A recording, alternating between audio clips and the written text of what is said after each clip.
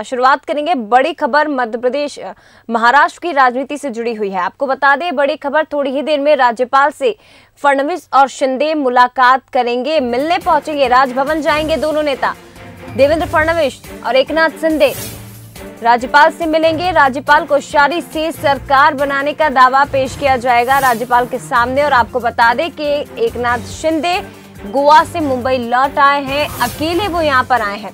BJP के 28 और 13 बागी विधायक कल शपथ ले सकते हैं। कल नई सरकार का शपथ ग्रहण हो सकता है। देवेंद्र फडणवीस मुख्यमंत्री पद की शपथ लेंगे। इसके साथ ही डिप्टी सीएम पद का ऑफर एकनाथ शिंदे को दिया गया है। तो 9 बागी मंत्रियों को फिर से मंत्री पद मिलेगा। ये बड़ी खबर आपको बता रहे हैं। बगावत के 10 दिन शिंदे मुंबई लौट आए हैं। फडणवीस के साथ राजभवन पहुंचेंगे, सरकार बनाने का दावा पेश करेंगे। महाराष्ट्र संकट पर अब तक का जो अपडेट है वो आपको दे रहे हैं। आज सरकार बनाने का दावा फडणवीस पेश करेंगे, राज्यपाल से मुलाकात करेंगे। फडणवीस और शिंदे भी उनके साथ मौजूद होंगे। कल फडणवीस सरकार का शपथ ग्रहण महाराष्ट्र में होगा। एकनाथ शिंदे महाराष्ट्र के डिप्टी सीएम हो सकते हैं। तो गोवा से अकेले मुंबई पहुंचे एकनाथ शिंदे।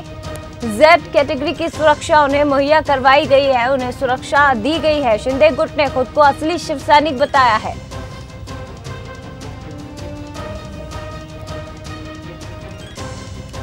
न्यूज़ शरद द्विवेदी जी हमारे साथ फोन लाइन पर और भी ज्यादा चर्चा करने के लिए जुड़ गए हैं। सर, ये समझा जाए कि पूरा घटनाक्रम अब अपने अंत की ओर है महाराष्ट्र का, और आखिरकार देवेंद्र फडणवीस की सरकार कल शपथ लेने जा रही है। आपकी प्रतिक्रिया सर इस पे? बिल्कुल, अभी कुछ ही देर बाद, बल्कि मुलाकात शायद हो सकता है शुरू भी हो गई हो देवेंद्र फडणवीस और एकनाथ शिंदे की गवर्नर भगत सिंह कोश्यारी जी के साथ। और इसी के साथ ये भी माना जा रहा है कि करीब करीब 49 विधायकों का समर्थन पत्र लेकर एकनाथ शिंदे करीब 10 दिन के बाद मुंबई पहुंचे हैं। और मुलाकात जो है वो 3 बजे का तय समय था, जो मुलाकात शुरू भी हो गई होगी।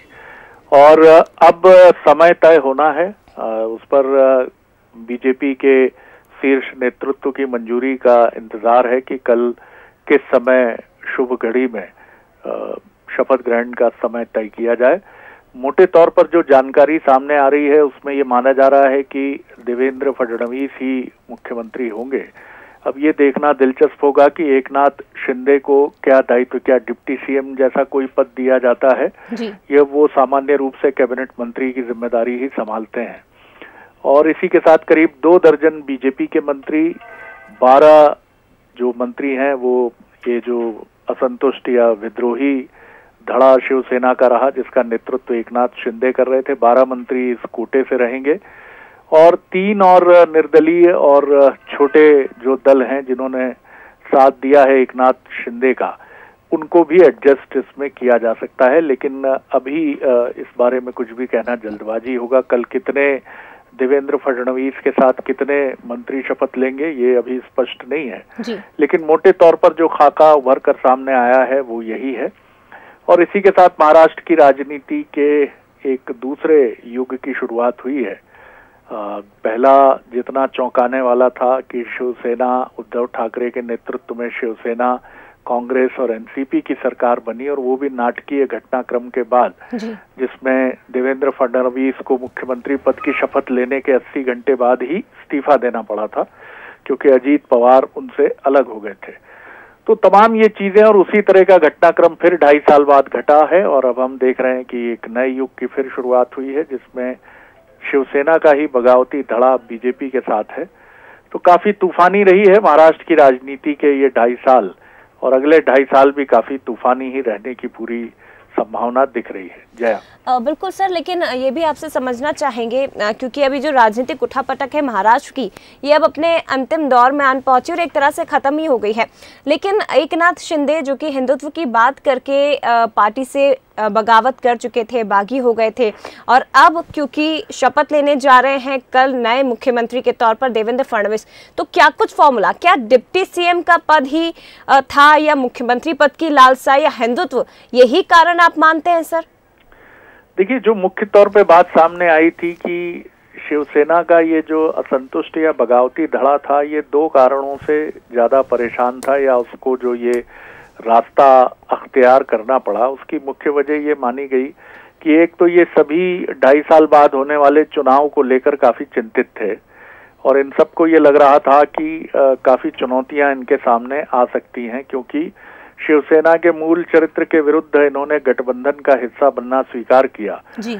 और शिवसेना हिंदुत्व का प्रतिनिधित्व करने वाला राजनीतिक दल है और जिस तरह से बीजेपी लगातार आगे बढ़ रही है देश में, उसको देखकर भी इन लोगों को ये चिंता थी कि बीजेपी जिस तरह से लोकप्रियता की पायदानें चढ़ रही है तो उनका भविष्य बिना बीजेपी के अगले चुनाव में क्या होगा, सत्ता में रहना तो दूर कहीं चुनाव जीतने के लाले न पड़ जाएं। एक ये बड़ा कारण था। दूसरा, उद्धव ठाकरे जी के व्यवहार को लेकर भी शिकायतें थी, हालांकि वो मैनेज हो जाती, लेकिन मुख्य चिंता जो थी वो यही थी कि हमारा कहीं राजनीतिक भविष्य दांव पर न लग जाए।